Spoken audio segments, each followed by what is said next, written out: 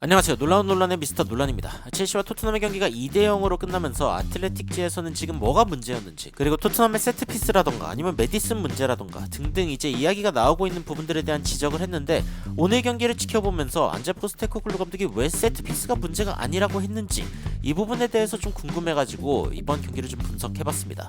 어떤 이야기인지 바로 들어가 보시죠.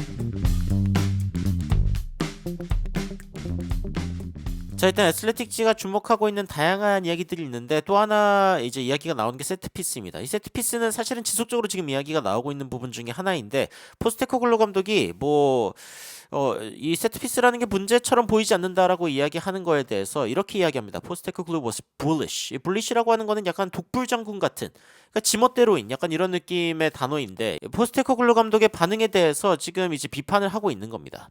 토트넘이 이번에 스탠퍼드 브리지에서 이 세트피스 2개의 골을 먹혔죠. 이 코너킥에서 하나, 그리고 이제 프리킥에서 하나를 실점을 했는데, 이런 부분들은 지금 강등권 팀들만큼 많은 실점을 하고 있다는 이야기가 지속적으로 나오고 있습니다. 그래서 이제 토트넘이 이런 부분에 대한 약점이 있기 때문에 분명히 이제 첼시 쪽에서도 이런 부분들을 노렸다. 그리고 이제 뭐 아스날전에서도 마찬가지였다라고 이야기가 나오고 있죠. 토트넘의 어떤 약한 부분, 약점에 대해서 지금 첼시가 제대로 이제 간파했는가, 이런 부분들도 이제 이야기가 나오고 있는데, 토트넘의 어떤 측면 부분들이 굉장히 약하기 때문에 공격 상황에서 이제 무드리크가 패스를 측면 쪽으로 계속 내주면서, 그러면서 이 토트넘의 뒷공간을 노리는 그런 모습을 보여줬다라고 이야기를 하는 거죠. 그런데 이제 이런 부분들보다도 일단 또 이야기가 나오고 있는 게 이제 제임스 메디슨. 제임스 메디슨이 선발로 출전을 하지 않았는데도 불구하고 뭐 전혀 나아진 게 없다. 제임스 메디슨의 경기력이 최근에 안 좋아졌다는 평가를 받고 있기 때문에 뭐 클루셉스키를 써본다던가 아니면 뭐 다른 선수들을 여기에 이제 뭐 로셀소도 넣어봤죠. 로셀소도 넣어봤지만 이 첼시의 수비벽을 뚫을 수가 없었다라는 이야기가 나오고 있습니다. 그리고 이 연결이 제대로 되지 않으면은 사실 손흥민 선수의 어떤 그 영향력도 당연히 줄어들 수밖에 없는 그런 상황인 것이죠. 그리고 포스테코글로 감독은 지속적으로 이제 세트피스라기보다는 자신이 원하는 어떤 축구의 수준에 도달하지 않은 게 더 큰 문제다라고 이야기를 하면서 지금 이제 그러한 축구를 할 수 있기 위해서 노력하겠다라고 이야기를 하고 있습니다. 이 포스테코글루 감독의 가장 큰 숙제 중에 하나는 아무래도 이제 다른 팀들이 수비적으로 내려앉고, 그리고 역습하는 방식으로 이제 토트넘을 상대할 때 토트넘이 상대방이 내려앉은 상황을 깨지 못하는, 이걸 이제 로우 블록이라고 이야기를 하는데, 사실은 이런 이야기는 이 시즌 초기에도 나왔습니다.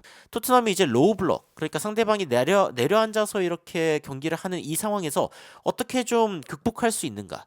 근데 사실 이거를 극복하는 방식은 굉장히 좀 단순합니다. 그러니까 단순하지만 팀플레이가 굉장히 필요한 대목인데, 토트넘을 상대하는 팀들이 이런 식으로 뭉쳐가지고 수비하는 경우들이 굉장히 많았죠. 뭐 토트넘의 어떤 전술적인 부분들이 초반 시즌 10경기 무패 행진을 달리면서 다른 팀들에게 많은 분석의 대상이 되었을 때, 그래, 토트넘을 그러면은 막아내고 그 다음에 이제 역습을 하는 게 좋겠다라는 어떤 결론에 이제 EPL이 이른 거죠. 그러면서 이제 5백을 쓰는 경우도 굉장히 늘어납니다. 왜냐면 토트넘이 이 중간에 이 공간을 파고 들어서 마지막 패스를 해서 이제 마무리를 이 스트라이커가 하는 이런 전략이 이제 너무나 자명하기 때문에, 이런 부분들을 막기 위해서 이제 5백을 쓰는 경우들도 굉장히 많이 늘어났죠.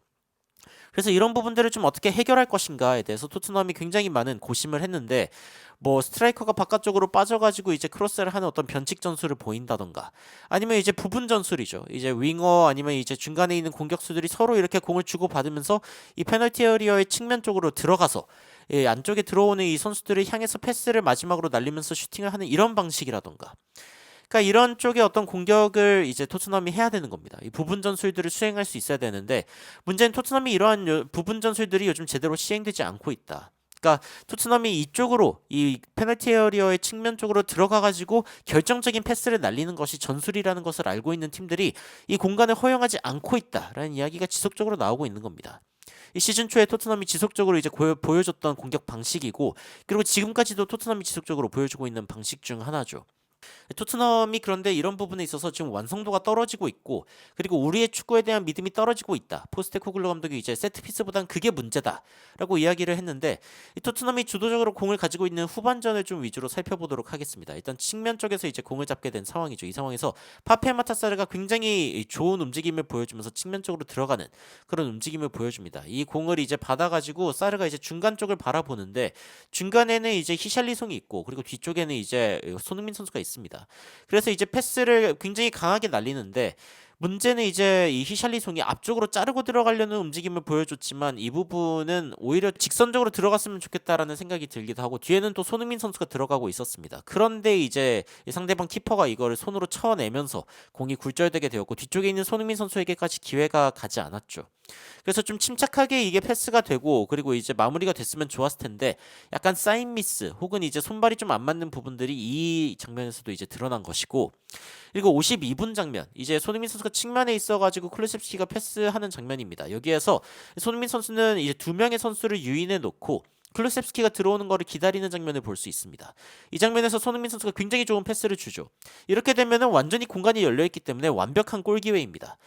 클루셉스키가 그래서 안쪽으로 들어가는 모습이지만 또 약간 느리죠. 이거 손흥민 선수가 다 끌어준 선수들인데 이런 상황에서 겨우 여기까지 밖에 못 갔다는 게 조금 서운한 일이긴 한데 여하튼 어떻게든 들어가가지고 이제 패스를 우겨 넣어주는데 여기에선 또 히샬리송이 마지막 터치가 안쪽으로가 아니라 바깥쪽으로 갔으면 좋았을 텐데 이게 이제 짧게 맞아버리면서 결국에는 바깥쪽으로 튕겨 나가버리는 그런 장면으로 끝나버렸습니다. 뭐 상대 수비의 어떤 압박도 있기 때문에 쉽지 않은 장면이었지만 그래도 잘 마무리했으면 골이 될 수 있었다라는 점에서 좀 아쉽고 아니면 이제 반대쪽에 있는 선수도 있었기 때문에 이 부분도 바라봤으면 좋았겠다라는 생각이 드는 장면이기도 합니다.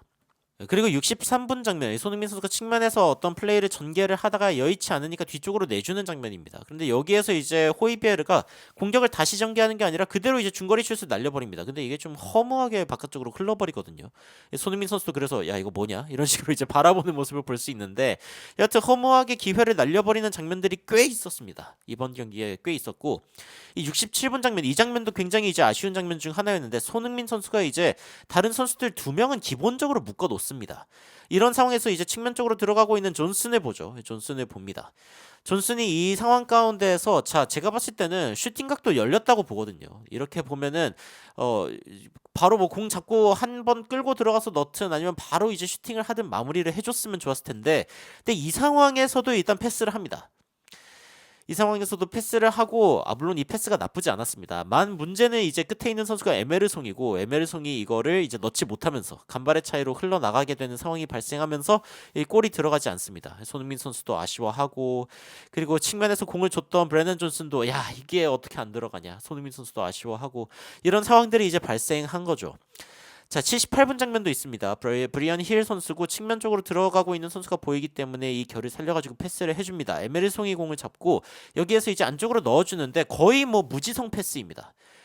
같은 팀 동료가 어디 있는지 보고 하는 것도 아니고 그냥 뭐 자동 입력처럼 마치 이제 피파에 너무 입력 키를 빨리 누르면 선입력되는 느낌이 있는데 그 선입력되는 것처럼 그냥 안쪽으로 넣고 봅니다.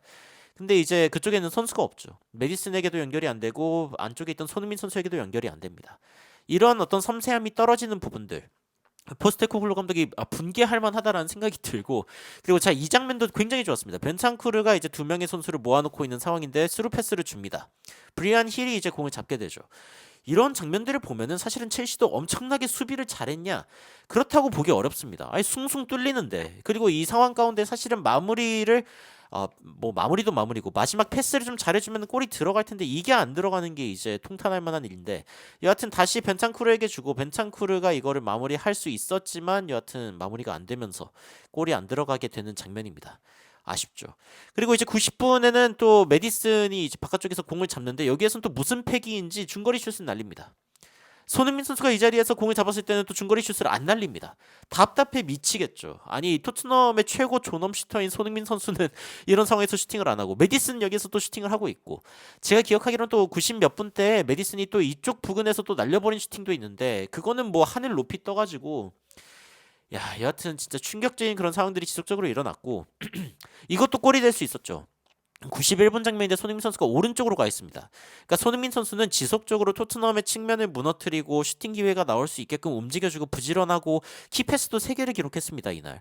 그런데 그 중에 이제 하나가 바로 이 장면일 것 같은데 손흥민 선수가 이제 벤탄쿠르에게 패스를 줍니다. 벤탄쿠르는 이제 박스 안에서 공을 잡아가지고 사실 이제 정교하게 슈팅을 하면 더 들어갈 수 있는 상황이기 때문에 슈팅을 하는데 정교하지도 않고 강하지도 않고 그냥 굉장히 허무하게 공이 떼굴떼굴 굴러가 버리는 그런 상황이 발생하면서 손흥민 선수가 공을 줬고 진짜 이렇게 많은 공간이 있는데 이렇게 많은 공간은 또 이렇게 많은 시간을 의미하는데 이런 상황 가운데서 침착하게 넣었으면 좋았을 텐데 아이고 그냥 이렇게 흘러가 버립니다.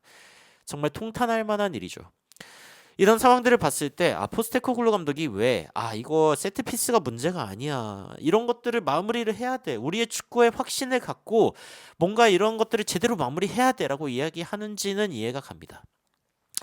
하지만 제가 생각할 때에는 포스테코글루 감독이 세트피스에 대한 문제들 인정하고 근데 우리가 더 중요한 부분들은 이러한 상황이다 라고 이야기를 하면은 조금 더 이제 멋있는 어떤 대처가 되었을 텐데 자신의 어떤 명백한 어떤 그 약점에 대해서는 아니야 그게 문제가 아니야 이렇게 이야기를 하고 자신이 어떤 원하는 이런 부분들에 대해서만 이야기를 하고 있다는 게 최근 포스테코글루 감독 역시 좀 심리적 압박을 느끼기 시작했다라는 게 느껴지는 지점이 아닌가 싶습니다.